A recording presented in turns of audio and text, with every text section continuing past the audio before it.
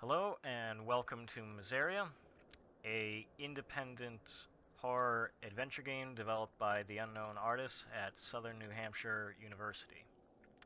This game was developed over the fall 2013 semester.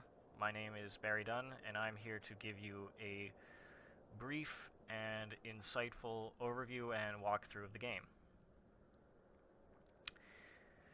The player is foremost put into the role of Jonathan Crone, a man living in the early 20th century. He's arrived here, or rather he's awoken here, at a dimly lit church, alone. When the player begins the game, the first image they're greeted with is the holy water basin, highlighted by a singular candle. We use this effect throughout the game to highlight the intended path for the player.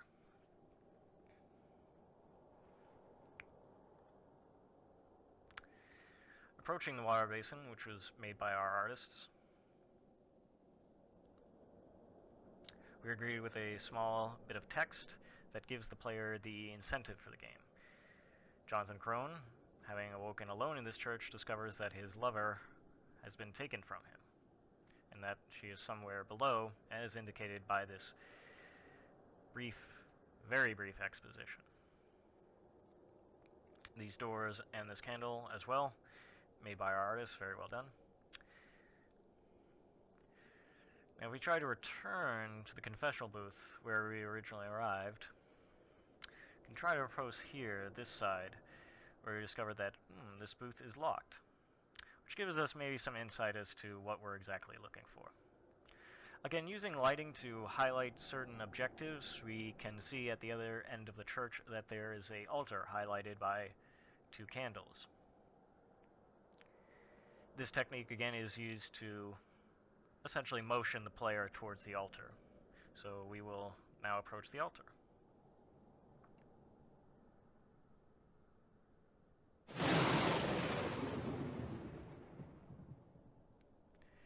Now, as you notice, following that flash of lightning and the sound of thunder, an excellent use of lighting and sound.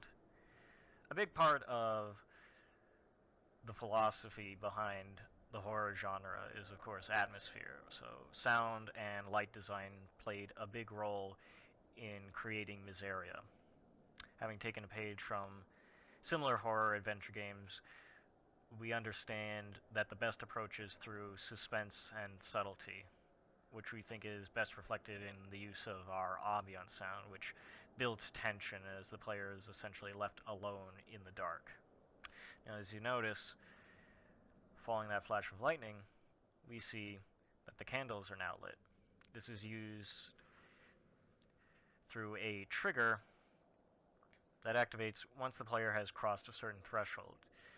When they pass halfway down the aisle, they trigger the flash of lightning, which increments a certain variable that, when checked through an if statement attached to a script and meets its criteria, it renders the particle effect for the flame and also enables the light for the candles. So now the church is suddenly illuminated. More importantly, we now have two doors on opposite ends of the church here, highlighted by such candles.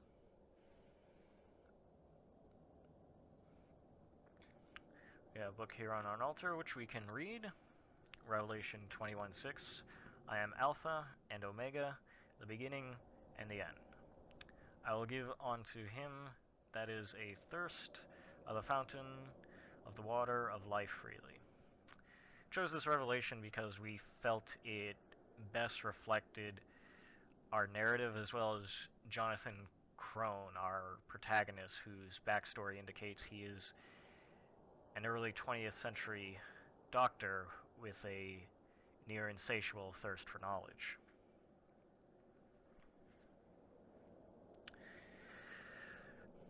First, we're going to go into this room. We have a simple script here. Opens the door. We have bookshelves here and a desk to indicate this is a study. Now you may notice one of these books is also seemingly out of place. Now if we approach this book and then look behind us, we'll notice that the bookcases that were once close together are now separated, and in between them is now a safe that has been revealed to us. This activates through a trigger when approaching this book, moves the bookcases apart to reveal the safe behind it. This allows us to enter a trigger collider that, when approached, gives us this number pad that takes the place of a combination lock. Now, if you recall, the book on the altar indicated Revelation 21:6. So if we enter 2:1:6, we receive a little message saying, "You got a key." If you recall, when we approached the pre-side of the confessional booth, we were told it was locked. So this is the key we now need to unlock it. But first, we're going to approach this door here, and the sound is just about to get a little too loud for me to speak, so I'm going to let the game speak for itself.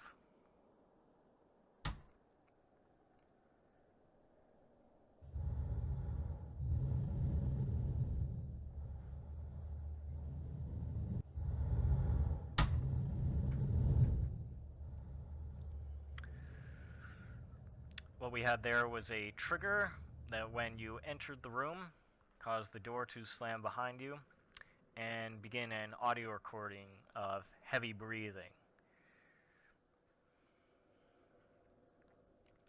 Now that we have our key, we can return to the booth that was earlier noted as locked. We'll get a little unlocking sound. And this takes us to our second level, which is the labyrinth, or the maze. This is where more of our stance as a horror adventure game takes place, as we use a lot more themes accustomed to the horror genre, such as being left alone in the dark and being followed by unseen monsters.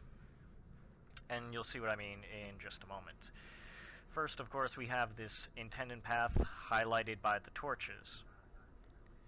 Of course, there are players who enjoy disregarding the intended path and going their own way. However, if a player attempts to leave the lit area, they'll be greeted with this message and be blocked by an invisible wall. It is too dark to advance. You should find a lantern first. So that serves as a clue of what exactly the player is looking for.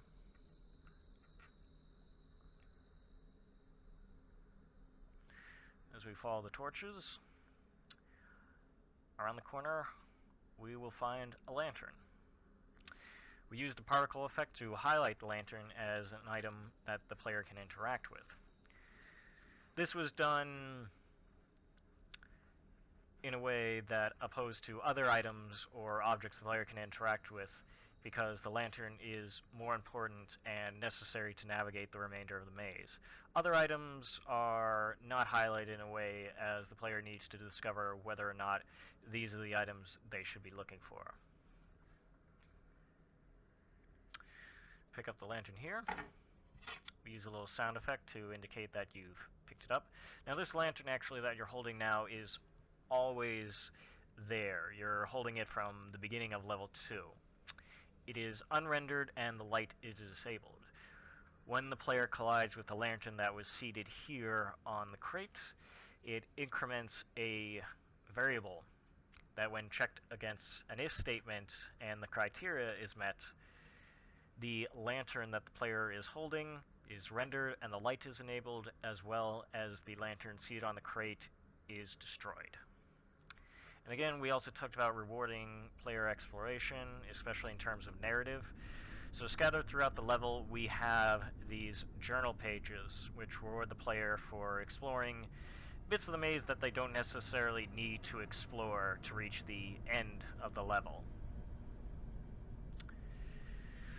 We felt this was also an easier choice than creating a lengthy exposition to give the player some backstory. Instead, we felt it would be interesting to have that as a reward for the player rather than just handing it to them. As you'll notice, since we picked up the lantern, the torches that initially highlighted our path here are now going out. So for the remainder of this maze, we will only be navigating with this, what I call bubble of light. So we only have this small area of light that we can probably see maybe a few feet ahead and a few feet back, and just barely to the roof of the maze. Originally, our plan was to use a spotlight for the lantern, something you could shine down a hallway to see which way to go. However, the spotlight didn't allow us to see the lantern when it was held. Instead, you saw this large, black, opaque object in front of the camera. So we used an aerial light plus the spotlight, with the aerial light being solely used to highlight the lantern itself. However, when the spotlight was disabled, we noticed that the aerial light worked better for our atmosphere than the spotlight. Being a maze, a spotlight did it an injustice, being that you could shine a spotlight down any given corridor and determine whether or not it was a dead end or branching pathways. With this, you are more or less forced to explore every nook and cranny of the maze to discern whether or not you are heading towards a dead end or you may or may not be on the right path. So now that we have our lantern, we can advance through this hallway that was originally blocked by an invisible wall. As we approach and look back, we have just been attacked by one of the monsters skulking around the labyrinth. Now, if we return to the point from which we came to investigate, we'll discover that there are no monsters. This works by way of that when the monster crosses a certain path, or rather a certain threshold, the game object, the monster that is destroyed.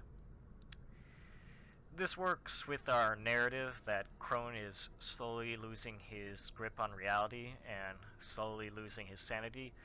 So returning to a point you've explored previously to find a monster, or a monster that previously wasn't there, plays into the idea of what is real and what isn't.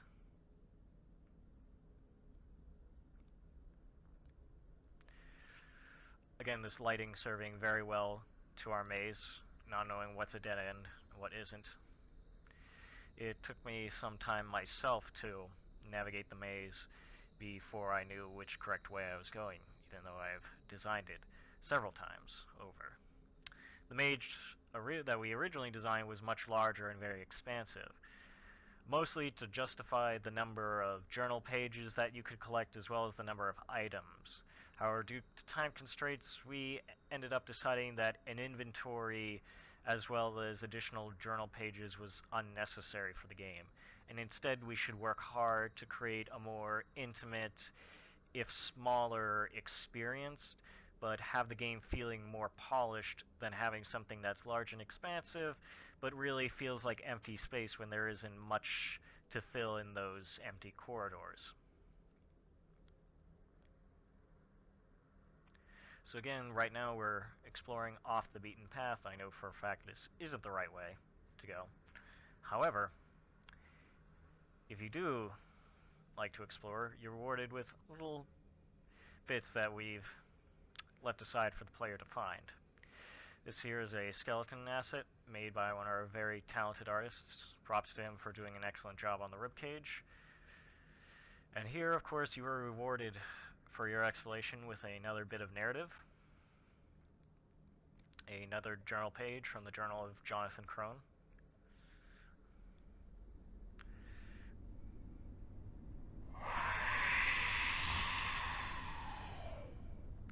That monster earlier was not there. Exploring that cranny, that little off-beaten path, if you will, triggered an event that spawned the monster on the path that we would be forced to return. So we enjoyed very much placing the monsters that are hidden throughout the maze, either behind or in front of the player, but beyond where the light can reach. So a monster may very well be spawned, but you may very well not be able to see it.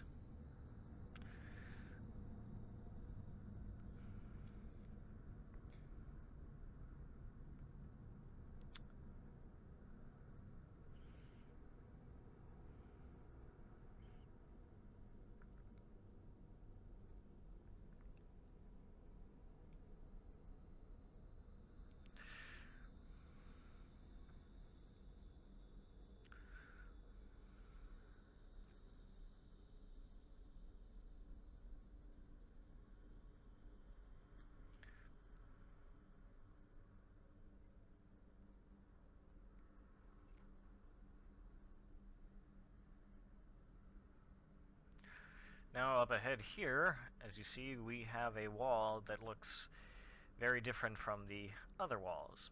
We agree with the message saying this masonry looks recent. Maybe the right tool will knock it down. Similar to our first message at the part of the second level, we were told to look for a lantern. So again, we're using little messages to give clues to our player of what to look for.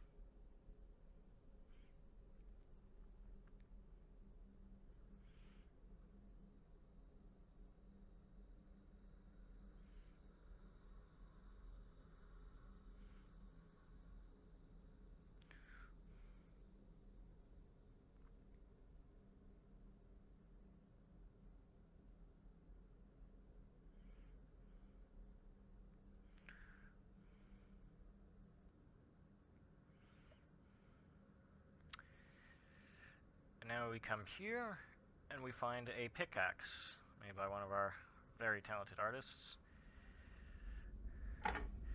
Again, we use the same sound effect used to pick up the lantern to indicate that the item has been picked up, where we didn't have time to implement some sort of inventory or a list that the player could check to see what items they had and had not picked up. And again, we're rewarded with a little bit of narrative. And again, these crates and barrels and little objects we have scattered around the maze, like the skeleton we saw earlier, serve more than just decorative pieces, but also serve as landmarks for the player to discern whether or not they've been to that part of the maze to help them navigate. Again, one of the downfalls of our earlier, more expansive maze being that it simply felt too empty and thus too difficult to discern which way was which.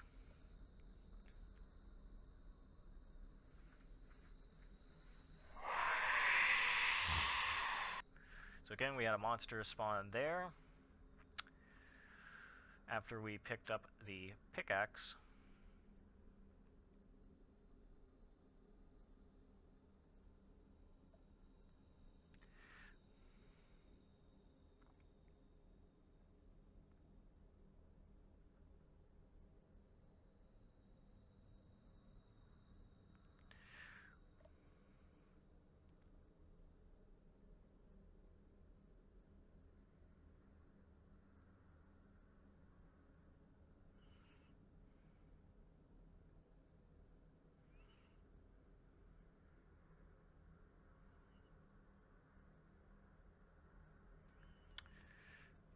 Showing you the layout of our maze.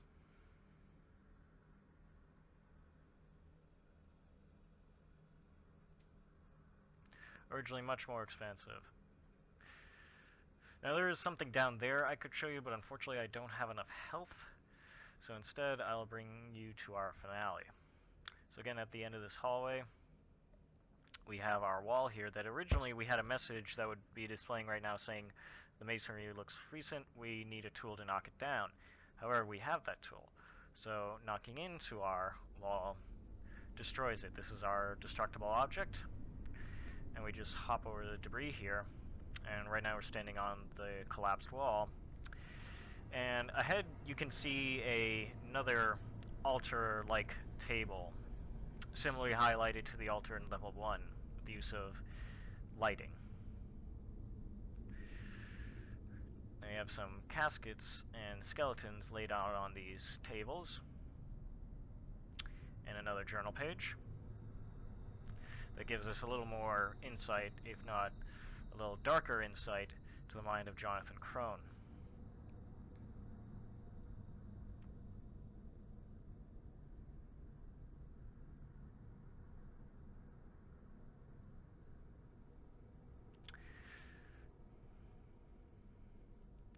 And here we have a little sheet that serves as our credits. These are the lovely and talented people who worked on this project. Quite the privilege working with them, and I want to thank them for all their hard work and effort. That said, we can now bring our walkthrough to its finale. Now, as we approach this altar, we recall that our incentive was to discover the whereabouts of Jonathan Crone's beloved. We have descended in this labyrinth with that in mind. As we approach this table, we see a little plaque displayed between the two candles. So obviously highlighted for the player read using the same texture for the journal pages. So something the player can interact with like before in order to read. And we're given a similar text page where we discover the unfortunate fate before we turn around and discover that we have been misled into the darkness to discover that Jonathan Crone, beloved, was already dead. Now there is a lot more to the narrative, but unfortunately we didn't have time to implement. This was the same reason we had originally a larger maze to justify enough items to have the player collect. We originally intended to be dozens and dozens of journal pages hidden throughout a very large maze, but given the amount of time we had for presentation and making the maze easy enough to navigate without getting lost for hours, the maze ended up being too big, and we decided on a couple of journal pages that we felt were most important to the narrative, mostly to make use of the script that at the very least demonstrated that how we conveyed the narrative to the player was through gameplay. Thank you very much for your time. We hope you enjoyed this little overview, this walkthrough, and we hope you get the chance to play our games for yourself sometime. Thank you very much.